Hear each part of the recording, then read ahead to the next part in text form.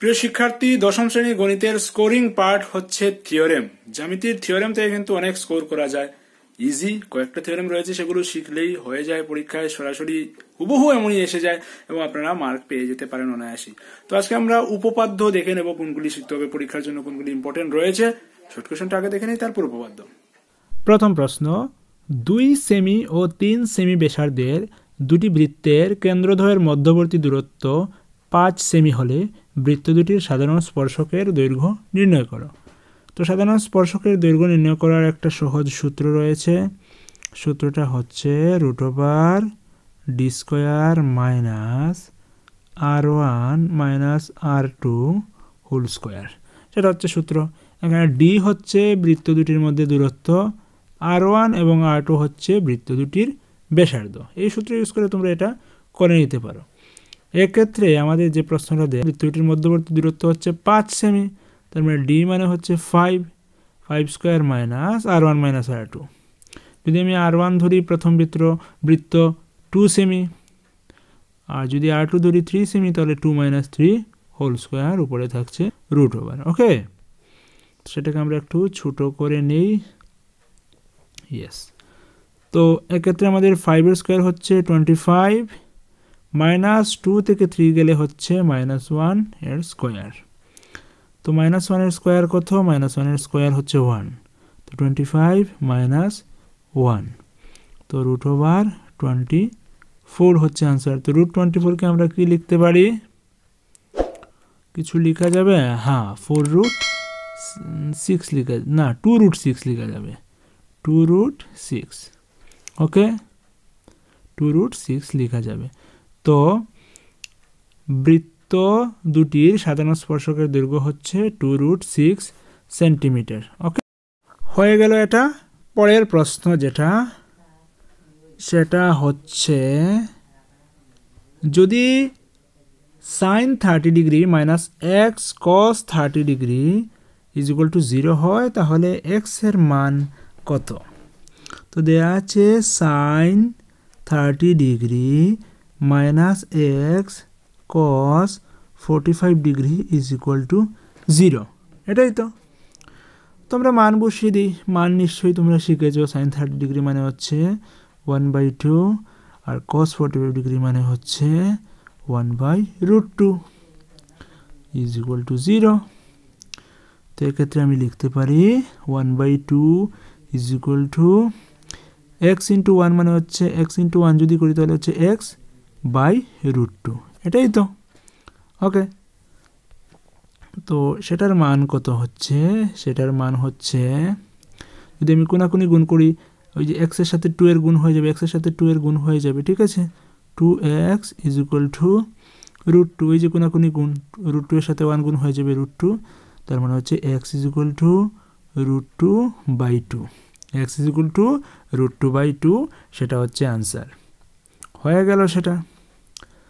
পরের যেটা প্রশ্ন, ত্রিভুজ ABC এর DE সমান্তরাল BC যদি AD 6 semi, DB 9 semi, AE 8 semi হয়, তবে AC কত? সেটা আমাদের বের করতে হবে। দেখাতে কিন্তু আমাদের ত্রিভুজ ড্র করতে হবে। ত্রিভুজ ড্র না করলে আমরা সেটা বুঝবো না, ঠিক আছে? ত্রিভুজ আমরা ড্র করে নেব, তাহলে আমাদের বুঝতে সুবিধা হবে। এই আমরা একটা ত্রিভুজ নিলাম। এই ত্রিভুজের DE সমান্তরাল BC, তার মানে ওইখানে থাকবে DE। এটা হচ্ছে A, এটা B, এটা C। এখানে কি দেয়া আছে? দেয়া আছে AD হচ্ছে 6 সেমি, এটা হচ্ছে 6 সেমি, DB হচ্ছে 9 সেমি, DB হচ্ছে 9 সেমি, AE হচ্ছে 8 সেমি। তাহলে AC কত সেটা আমাদের বের করতে হবে। ACটা কত সেটা বের করতে হবে। তো থেলসের উপপাদ্য থেকে আমরা কি পাই? সেটা কিন্তু থেলসের উপপাদ্য থেকে করতে হবে। থেলসের উপপাদ্য থেকে আমরা কি পাই?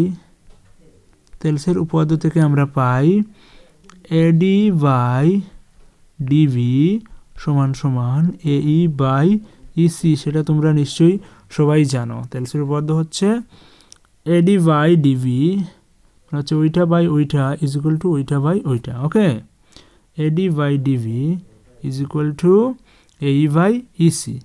তো এক্ষেত্রে এডির মান দেওয়া আছে 6, ডিভির মান দেওয়া আছে 9, ইজ ইকুয়াল টু এই দেওয়া আছে 8, আর ইসি বের করতে হবে।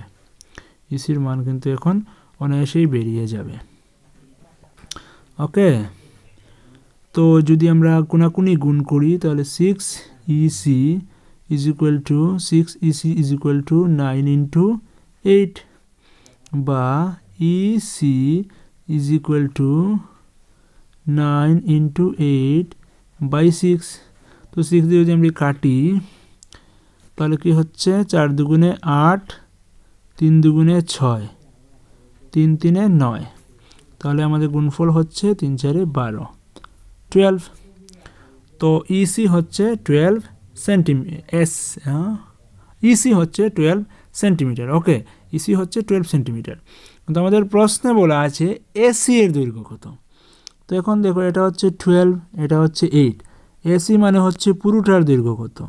তো পুরোটার দৈর্ঘ্য কত হবে 12 প্লাস 8। তো 12 প্লাস 8 কত, 12 প্লাস 8 হচ্ছে 20। ওকে, সুতরাং AC is equal two 8 plus 12 that is 20 centimetre, 20 centimetre হয়ে গেল। পরের প্রশ্ন হচ্ছে পি -6,10 এবং কিউ -2,4 বিন্দুদ্বয়ের সংযোগ রেখাংশ এর মধ্যবিন্দু যদি m,7 হয় তাহলে m এর মান কত। তো মধ্যবিন্দু কীভাবে বের করতে হয় সেটা তোমরা নিশ্চয়ই জানো, আগের দিনগুলোতে আমরা মধ্যবিন্দুর করেছিলাম। ওকে, পি এবং কিউ এর মধ্যবিন্দু হচ্ছে m এবং 7। তো পি কিউ এর মধ্যবিন্দুর স্থানাঙ্ক, পি ও কিউ এর মধ্যবিন্দুর স্থানাঙ্ক, মধ্যবিন্দুর স্থানাঙ্ক আমাদের ফর্মুলা রয়েছে, ঠিক আছে। মধ্যবিন্দুর স্থানাঙ্ক হচ্ছে -6 -2 বাই 2, 10 প্লাস 4 বাই 2, এটা হচ্ছে মধ্যবিন্দুর স্থানাঙ্ক। ওকে, তো প্রশ্নানুযায়ী অ্যাকর্ডিং টু কোয়েশ্চন মধ্যবিন্দুটা দেওয়া আছে কত, মধ্যবিন্দুর স্থানাঙ্ক আমরা এটা পেলাম। তো প্রশ্নানুযায়ী এটা হচ্ছে m,7। ওকে, তার মানে প্রথম যে অংশটা সেটা হচ্ছে m, পরের যে অংশটা সেটা হচ্ছে 7। তো পরেরটা তো 7 হবেই, 10 প্লাস 4 মানে 14 বাই 2 7। তাহলে m হচ্ছে প্রথম অংশটা। সুতরাং m সমান সমান -6 -2 মানে হচ্ছে -8 বাই 2 দ্যাট ইজ -4। তো m এর মান কত, m এর মান হচ্ছে -4 হয়ে গেল। পরের প্রশ্ন 2 3 9 10 9 3 9 তত্ত্বের সংখ্যাগুরু মান কত। তো সেটা নিশ্চয়ই বলে দিতে হবে না, সংখ্যাগুরু মান কত তোমরা নিশ্চয়ই সেটা বের করে নিয়েছো হয়তো। সংখ্যাগুরু মান হচ্ছে যে সংখ্যাটা সবচেয়ে বেশি থাকবে, যার পরিসংখ্যা সবচেয়ে বেশি থাকবে সেটাই হচ্ছে সংখ্যাগুরু মান। এক্ষেত্রে আমরা দেখতে পাচ্ছি 9 রয়েছে 3 বার, ওকে, এবং 3 রয়েছে শুধুমাত্র 2 বার। তো 9 এর পরিসংখ্যা বেশি, তো সংখ্যাগুরু মান বা ইংরেজিতে যেটাকে বলা হয় মোড সেটা হচ্ছে 9, সংখ্যাগুরু মান হচ্ছে 9। Okay, next question 5x² plus 2x minus 3 বহুপদী রাশিটি শূন্যদ্বয় আলফা এবং বিটা হলে আলফা স্কোয়ার প্লাস বিটা স্কোয়ারের মান কত। তো রাশিটির শূন্যদ্বয় আলফা বিটা, তো আমরা জানি শূন্য দুটির যোগফল আলফা প্লাস বিটা সমান সমান -b/a -2/5, এবং রাশিদ্বয়ের গুণফল alpha beta is equal to c/a -3/5। এটা আমরা পেয়ে গেলাম ইকুয়েশন থেকে। এবার আমাদের বের করতে হবে a² প্লাস b² বা alpha square plus beta square. তো alpha square plus beta square হচ্ছে গিয়ে alpha plus beta whole square -2 alpha beta. Okay, তো আলফা প্লাস বিটার মান কত -2/5, তার উপরে থাকবে স্কোয়ার -2 ইন্টু -3/5 হয়ে গেল, সিম্পল। এবার ওইটার ভ্যালু বের করে নিলেই আমাদের শেষ হয়ে গেল, আনসারটা বেরিয়ে গেল। তো -2/5 হচ্ছে -2 হচ্ছে 4, -2 হচ্ছে 4 এবং 5 হচ্ছে 25 মাইনাস, এখানে দুটো মাইনাস আছে প্লাস হয়ে যাবে 3 দুগুণে 6 6/5। তো সেটাকে এবার লসাগু করতে হবে। তো লসাগু যদি আমরা করি তাহলে 25 এবং 5 লসাগু যাবে 25, 4 আছে 4 থাকবে, প্লাস 5 যাবে 5 টাইমস 5 6 30। ওকে, তো সেটা হবে 34/25, 34/25 সেটাই হচ্ছে আনসার। ওকে, 34/25 হচ্ছে আনসার, সেটা আনসার হবে। পরের প্রশ্ন হচ্ছে x অক্ষের উপর y এর মান কত? তো x অক্ষের উপর y এর মান 0 হয়, একই রকমভাবে y অক্ষের উপরও x এর মান 0 হবে। ঠিক আছে, তো সেটার আনসার হবে 0। পরের প্রশ্ন 7 10 13 ... করে 43 এই সমান্তর প্রগতির মোট পদ সংখ্যা কত? সমান্তর প্রগতির মোট পদ সংখ্যা কত সেটা আমাদের বের করতে হবে। ওকে, তো সমান্তর প্রগতি থেকেও কিন্তু শর্ট কোয়েশ্চেন আসছে, আমরা দেখতে পাচ্ছি বিগত দিনগুলোতেও আমরা দেখেছি শর্ট কোয়েশ্চেন সমান্তর প্রগতি থেকে হচ্ছে। ওকে, তো সমান্তর প্রগতির শর্ট কোয়েশ্চেনগুলো করতে পারবে তো? আগের ক্লাসগুলো যদি দেখে থাকো তাহলে নিশ্চয়ই সেটা করে নিতে পারবে। তো সমান্তর প্রগতির n-তম পদ হচ্ছে, ফর্মুলা যদি লিখি an = a + n - 1 * d, সেটা হচ্ছে ফর্মুলা। তো এক্ষেত্রে n-তম পদ দেওয়া আছে 43, ঠিক আছে, লাস্ট পদ যেটা 43 দেওয়া আছে। আর প্রথম পদ a মানে হচ্ছে 7 প্লাস n - 1, n এর মানটা আমাদের বের করতে হবে। ঠিক আছে না, তো n - 1টা n - 1ই থাকবে। d হচ্ছে সাধারণ অন্তর। সাধারণ অন্তর কত? সাধারণ অন্তর কত দেখো তো, 10 থেকে 7 গেলে কত হচ্ছে? 3 হচ্ছে। তো সাধারণ অন্তর হচ্ছে 3। ওকে, হচ্ছে 3। তো এক্ষেত্রে আমরা n এর মানটা বের করে নিলেই হয়ে যাবে। 43 = 7 প্লাস 3n - 3, বা 43 = 7 থেকে 3 গেলে থাকবে 4 প্লাস 3n। ওকে, তারপর সেটা আমরা ক্যালকুলেশন পার্ট যদি শেষ করি, লেফট সাইডে 3n নিয়ে আসলাম। তো 3n = 43 - 4, বা 3n = 39, বা n = 39/3, 39/3 মানে হচ্ছে 13। তাহলে হচ্ছে মোট পদ সংখ্যা 13। তো এই যে সমান্তর প্রগতি দিল, সমান্তর প্রগতির মোট কয়টি পদ রয়েছে? মোট 13টি পদ রয়েছে, 13 হচ্ছে আনসার। পরের প্রশ্ন, কোনো বৃত্তের পরিধি 44 সেমি হলে তার ব্যাসের দৈর্ঘ্য কত? তো বৃত্তের পরিধির ফর্মুলাটা কি? বৃত্তের পরিধির ফর্মুলা হচ্ছে 2πr। এখানে r কি? r হচ্ছে বৃত্তের ব্যাসার্ধ। বৃত্তের ব্যাসার্ধ r হলে বৃত্তের পরিধি হয় 2πr। তো এক্ষেত্রে 2πr দেয়া আছে 44। তো আমাদের বের করতে হবে বৃত্তের ব্যাস। বৃত্তের ব্যাস মানে 2r। ওকে, বৃত্তের ব্যাস হচ্ছে 2r।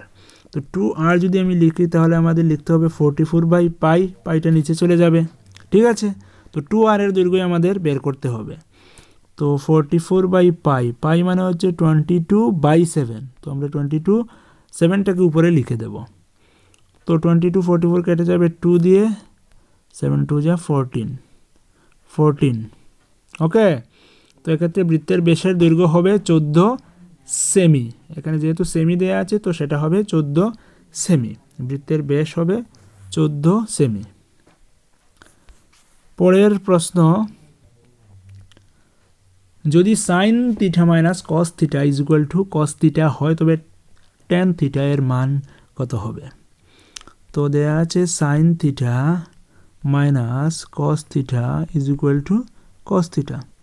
তো উভয় পক্ষে আমরা cos θ দিয়ে যদি ভাগ করে নেই তাহলে সেটা হবে sin θ / cos θ minus cos θ / cos θ = cos θ / cos θ। ওকে, তো sin θ / cos θ মানে কি? sin θ / cos θ মানে হচ্ছে tan θ। আর cos θ বাই cos θ কেটে গেলে 1, ডান দিকেও কেটে গেলে 1।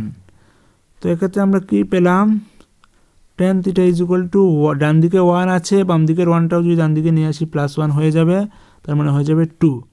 তো tan θ ইজ ইকুয়াল টু 2 হয়ে যাবে। tan θ এর মান কত হবে, 2 হয়ে যাবে। ওকে, হয়ে গেল, ভেরি ইজি। তারপর হচ্ছে প্রশ্ন x² - 5x + 9 বহুপদী রাশির শূন্যদ্বয়ের গুণফল নির্ণয় করো। তো যদি এই বহুপদী রাশি আমরা দুটো শূন্য ধরি, আলফা এবং বিটা,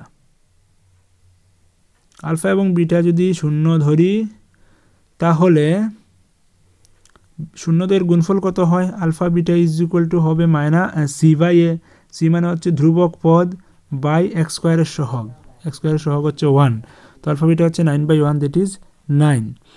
তো x² - 5x + 9 বহুপদী রাশির শূন্যদ্বয়ের গুণফল হচ্ছে 9। পরের প্রশ্ন 57 ও 38 সংখ্যা দুটির লসাগু 114 হলে গসাগু কত?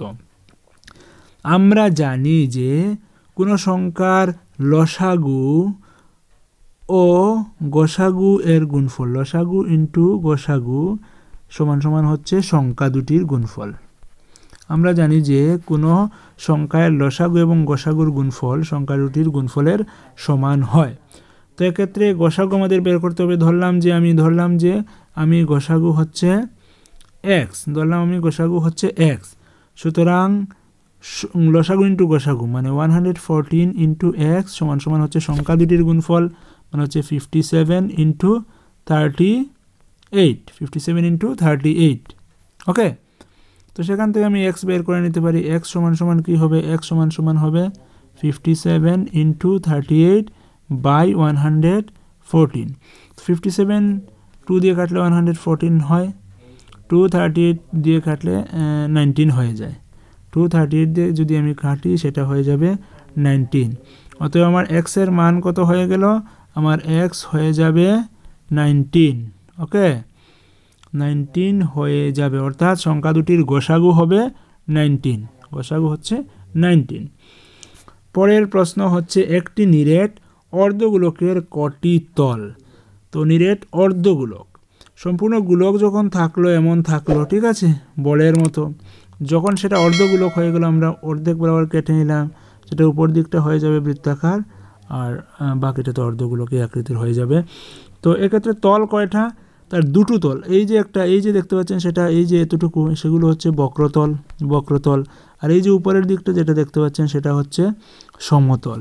তো নিরেট অর্ধগোলকের কয়টি তল, 2টি তল, আনসার হবে 2টি তল।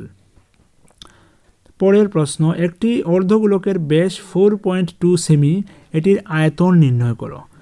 তো ফর্মুলাগুলো কিন্তু মনে রাখতে হবে তোমাদের, শর্ট কোশ্চেন কিন্তু ফর্মুলা থেকে হয়, কখনো কখনো দেখা যায় যে ডিরেক্ট ফর্মুলাটা লেখার জন্য প্রশ্ন দিয়ে দেয়।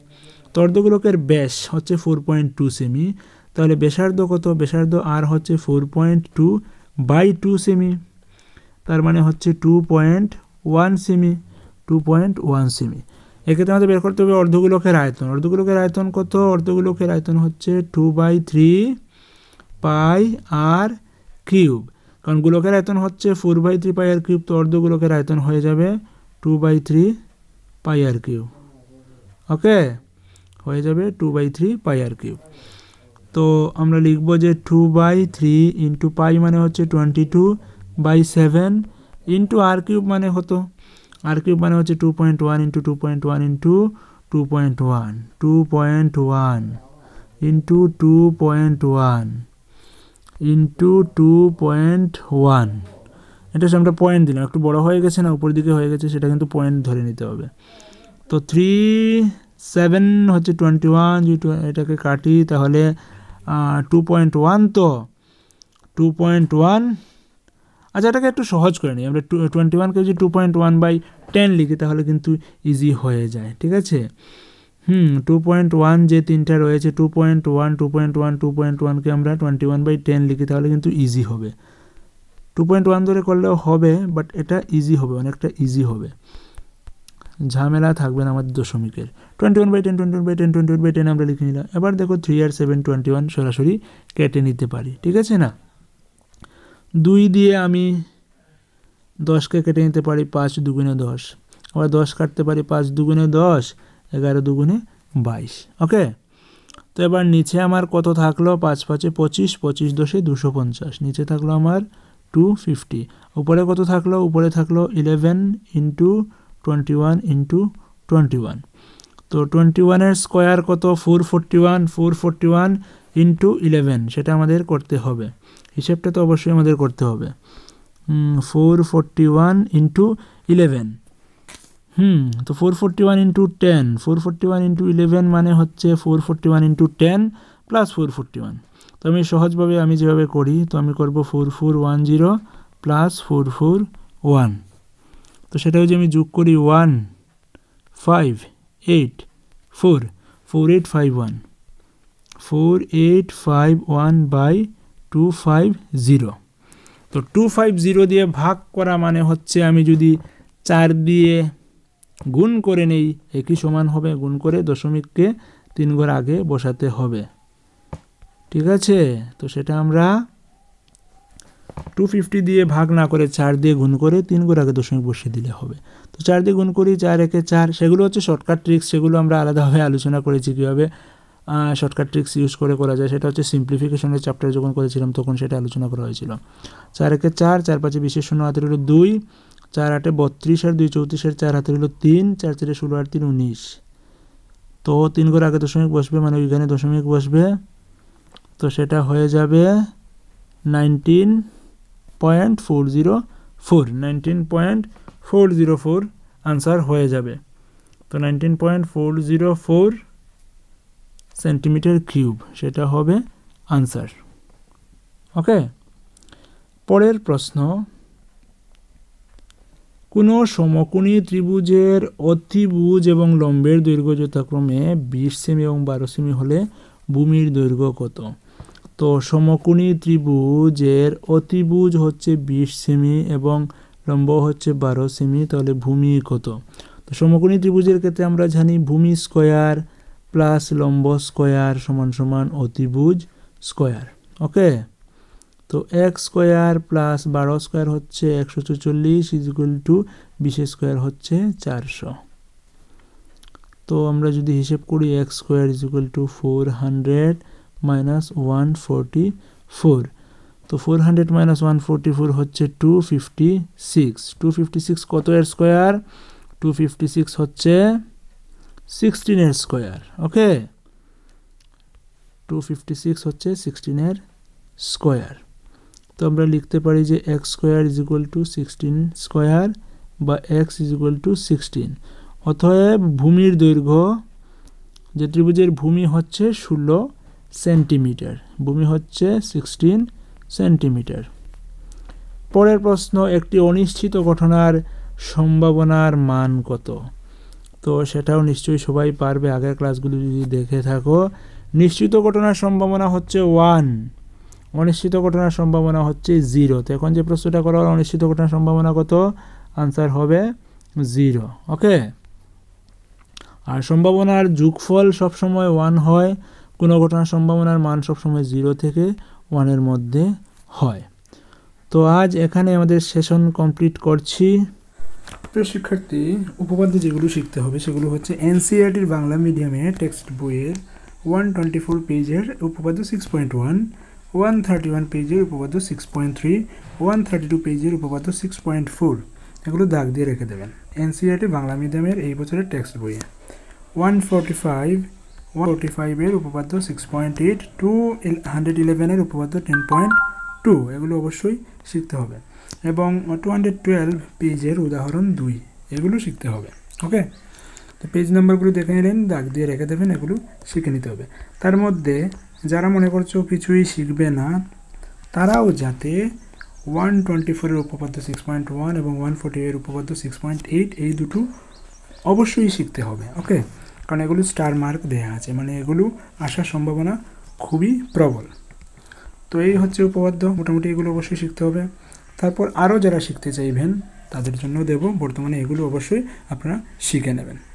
তো আজকের সেশন এখানেই কমপ্লিট করছি। পরবর্তীতে নেক্সট সেশনে অন্য টপিক নিয়ে আলোচনা করব। ততক্ষণ ভালো থাকবেন, কিপ ওয়াচিং অ্যান্ড অবশ্যই SMT টিউটোরিয়ালকে সাবস্ক্রাইব করে রাখবেন। ধন্যবাদ।